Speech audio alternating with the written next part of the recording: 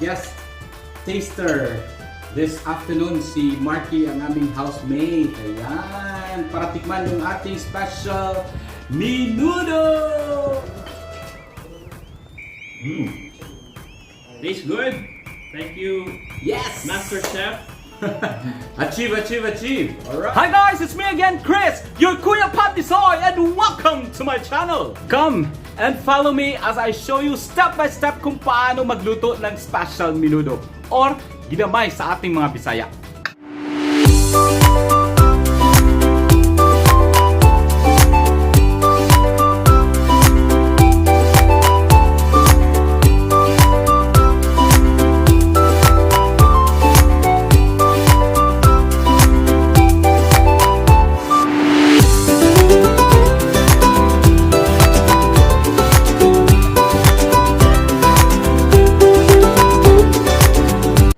May bago na naman akong ibabahagi sa inyo na pwede mo ihanda sa iyong pamilya at pwede mo rin pagkakitaan. Special Menudo!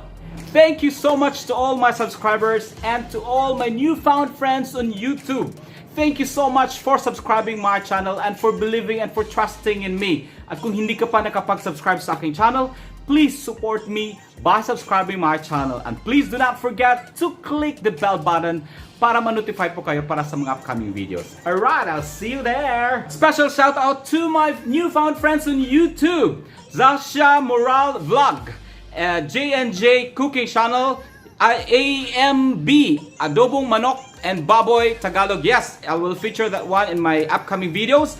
Amazing Kitchen, please watch for his new episode, Vance World USA or Vance World Duza Film, Basta Bisaya, Bibo Gyud!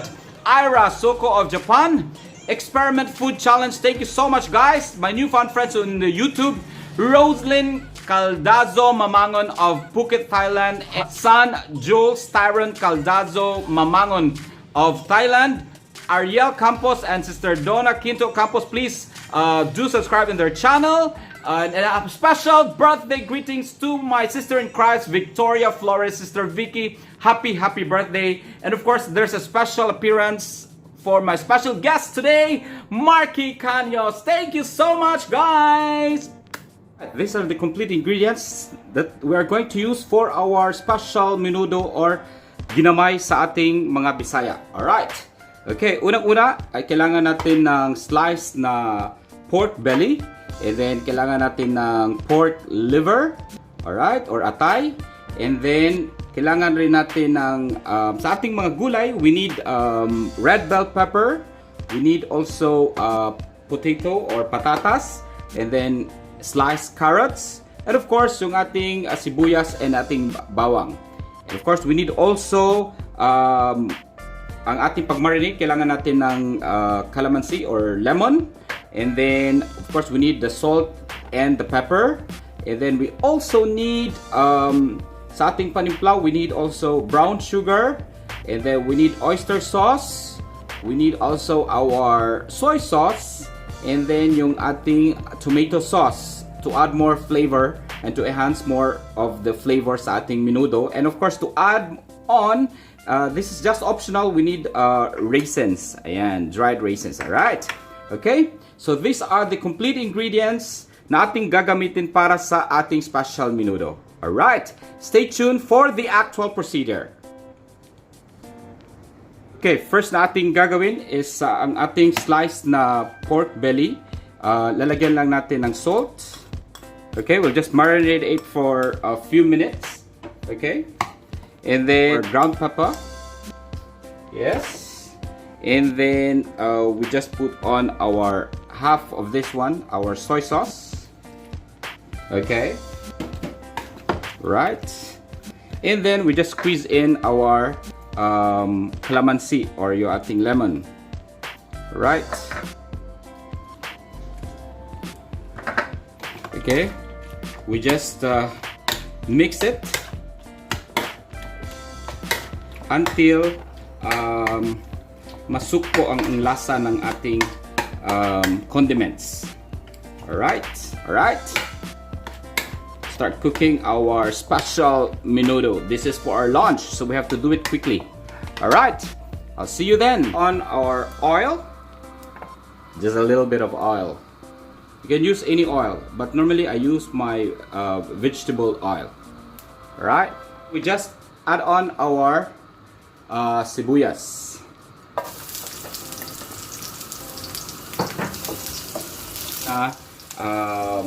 Amoy ng ating sibuyas. And then that's your go signal that you can proceed on with your bawang. Okay? You just leave it for a few seconds. You just count it 1, 2, 3, 4, 5, 6, 7, 8, 9, 10, 11, 12, 13, 14, 15, 16, 17, 18. Alright, 18. And smells good. Okay, let's put our bawang. Yes. Our bawang, let's let it cook until a bit of light brown. Right. Yeah. Is we just add on our marinated pork belly.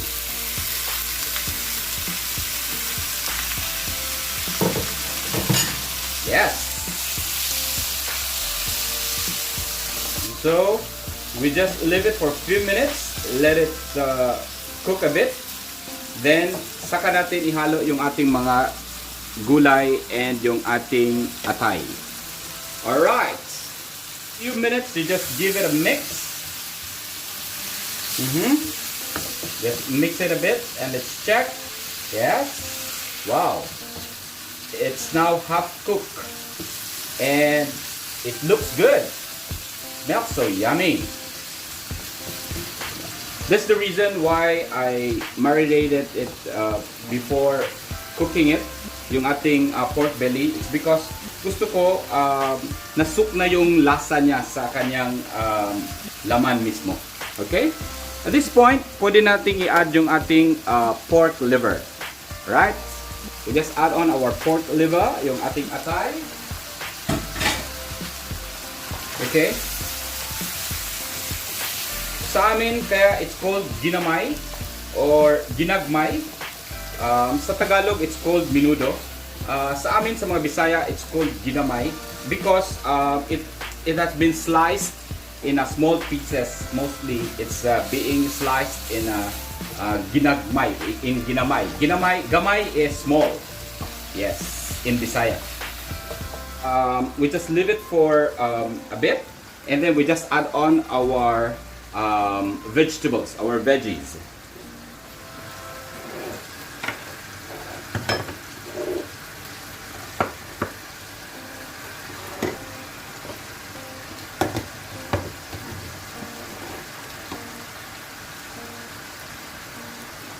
Alright, after a few seconds, yes. So this time we just add on our carrots. Yes, or diced carrots. Right. We just let it soak and incorporate it with our meat. Okay. Just leave it and then we just add on straight away our patatas or yating potato. Alright. Okay. Yung ating mga vegetables, this is also mas maganda din na hindi siya masyadong lata. Maganda rin na makikita pa na buo pa yung inyong vegetables. We'll just add on also our red bell pepper. Okay, that is to add a bit of sweetness and of course color to entice more on your recipe. Yeah, and see, look at that. Now it becomes more colorful. Right, at this point is we just add on our salt. Okay, or salt. Okay, and then our ground pepper, our soy sauce, and then our brown sugar. And then we just add on also our oyster sauce.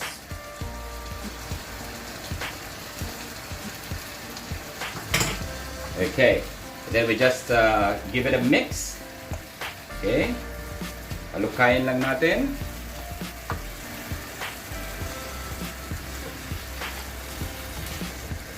And look at that. See? Sobrang sarap na niyang tingnan. Nagturo sa akin ito ay yung aking yumaong tatay na si Juan Tivar. Yes. Yung aking tatay, yung aking father ay also a good cook. Hinahire siya during sa kanyang teacher kasi yon. So during that time, he was sent, they're actively doing it sa Boy Scout. So di pag may mga camp, may mga jamboree, ayan, sila yung mga pinapadala, sila ng aking mama. They're both teacher. My mom is also a teacher, and my mom is also active in the Girl Scout. Ang aking papa ay very active din sa Boy Scout. So they're both active that time, before my dad passed away and he was able to retire. Yes. Yeah, look at that. Our menudo is very, very colorful. We'll leave it for a few minutes. We'll let it cook for a bit, and then we will try after a few minutes. Okay? Yeah. So we just cover it. We just cover, and then we leave it for a few minutes to cook. Okay? Alright. After a few minutes, we just give it a mix, and then we just add on our tomato sauce. Right.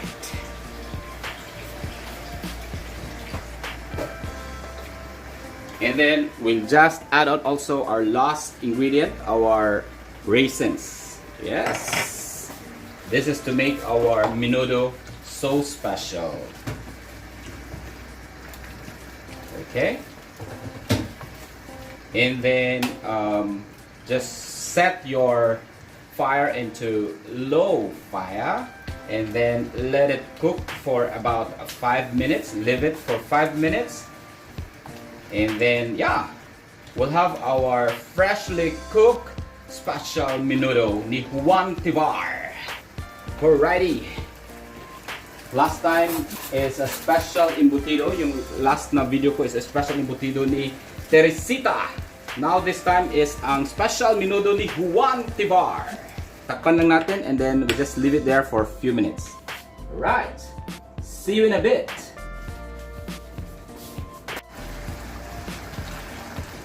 Okay, after a few minutes, ayan na po, lutong-luto na po ang ating menudo. Ayan. Let's check. Right, and look at that. Yes, sobrang tender na yung ating meat. Ayan. Okay. Right, okay. We're ready to serve for our lunch. And then we're ready. Look at that. Our yummy, super yummy special menudo. Ready.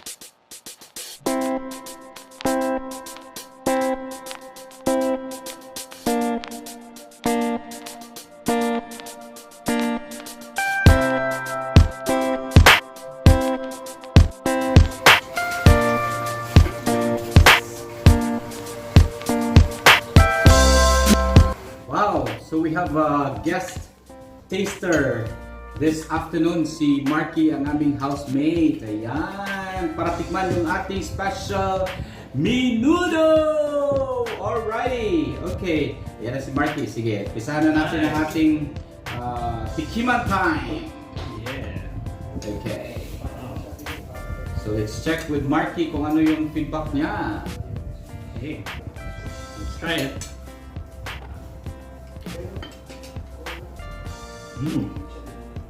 Tastes good. Thank you, Yes! Master Chef. Achieve, achieve, achieve! Alright! And what about my wife? Ayan. Hintayin natin yung comment ng aking wifey. Importante. Importante yan. Yummy, as always.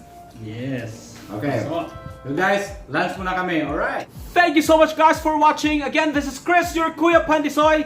Thank you so much. I hope you get something and learn something out from this video guide today. Please do not forget to comment, like, and share. Wherever you are now, please keep safe and always wear your sweet smile to bring more positivity in life. Alright, I'll see you again next time and always believe the unique ka dahil the best in the world ka.